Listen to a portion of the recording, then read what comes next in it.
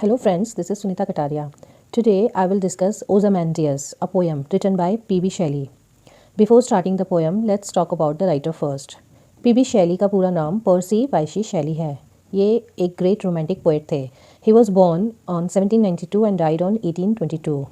His famous works are Queen Mab, a philosophical poem, Alastor or the Spirit of Solitude, Hymn to Intellectual Beauty, The Revolt of Islam, Ozymandias, The Cenci, a tragedy in 5 acts, Ode to the West Wind, The Mask of Anarchy, Giuliano and Medallo, Prometheus Unbound, To a Skylark, Adonais, The Triumph of Life. The Triumph of Life इनकी unfinished work है. Ozymandias by P.B. Shelley. Poem के की facts हैं. Published in 1880 in examiner magazine. Poem was composed under the pseudonym. Pseudonym बोलते हैं जैसे कोई writer किसी दूसरे नाम से अपनी पोएम लिखता है, तो पी.बी. शैली ने अपनी ये पोएम ग्लीरेट्स नाम से लिखी गई है. सूडोनियम को पेन नेम भी बोलते हैं. This is very important to note. Exam में ये पूछ सकते हैं कि ग्लीरेट्स किसका सूडोनियम है, तो आपके पास आंसर होना चाहिए पी.बी. शैली, और ये ओजामेंडियस पोएम में यूज़ किया गया है सूडोनियम. Horace Smith PB. शैली के फ्रेंड थे.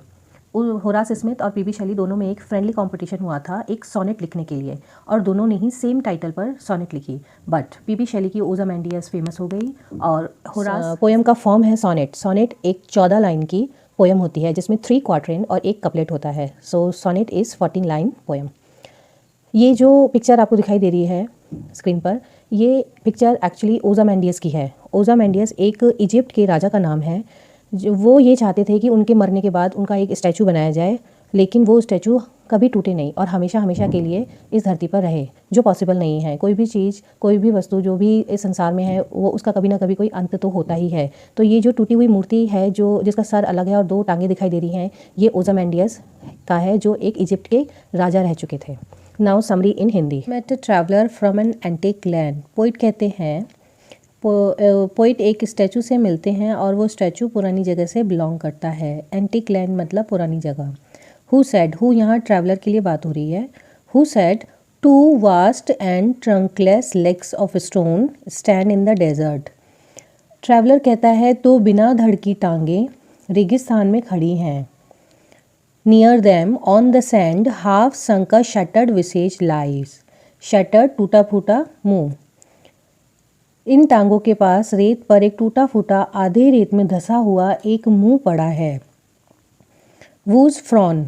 वूज यहाँ पर उस स्टैचू के बारे में बात हो रही है. Whose frown. फ्रॉन मतलब एंग्री एक्सप्रेशन, जिसके एक्सप्रेशन एंग्री हैं, मतलब गुस्से वाले हैं.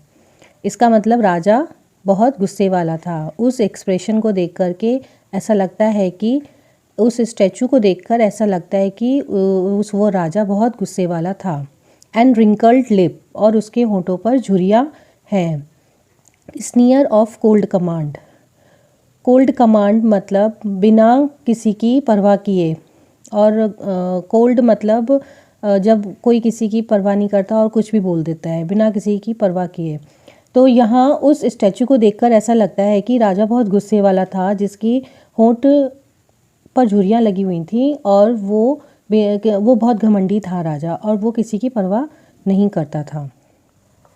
Tell that its sculptor well those passions read. Sculptor means मूर्ति बनाने वाला, स्टैचू बनाने वाला.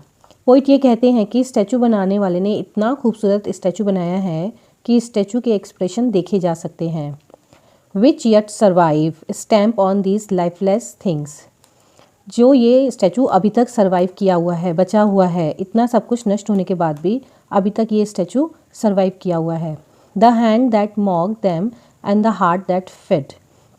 पोइट आगे ये कहते हैं कि स्टैचू मेकर के दिल में जो भी फीलिंग्स थी, वो सब उसने उस पत्थर पर उतार दी हैं.